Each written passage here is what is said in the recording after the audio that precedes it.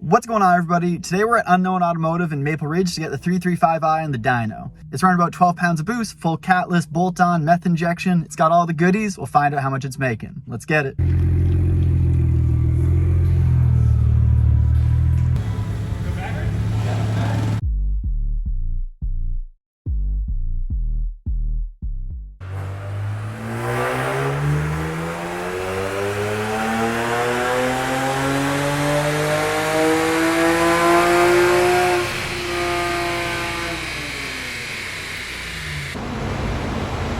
Wow, crazy.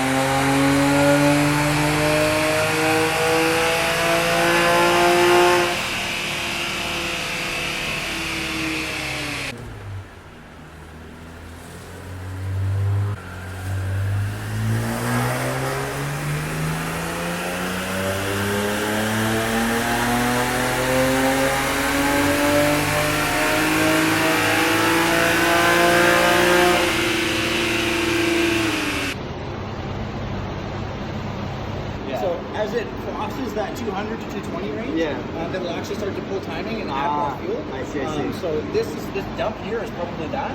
So if we were on, like, if we had the dyno actually outside, this would probably continue forward. You probably crack 400 foot-pounds, no problem. Dang. So that concludes the dyno session, and it put up some respectable numbers. So it put up 397 foot-pounds of torque on a 5th gear pull and 356 horsepower to the wheels on a 4th gear pull. After talking with Dave at Unknown Automotive, explaining why the difference would happen, basically in 5th you get more load on the engine, therefore you generate more boost and make more peak torque.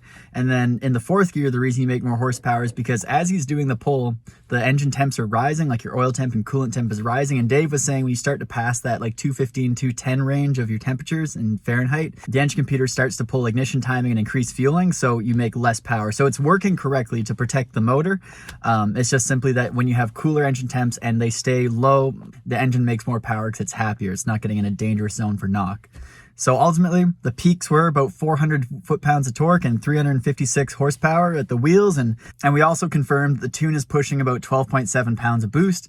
And that's great. It's not a lot for the N54, and it's not a lot for these stock turbos. They can go up way higher. People say the threshold for stock turbos is around 19 PSI boost. So, you know, maybe in the future we'll be stepping it up, page up, more boost. Man, it's gut-wrenching to watch your car just foot to the floor, 4th gear, and just from 2,000 all the way up to 7.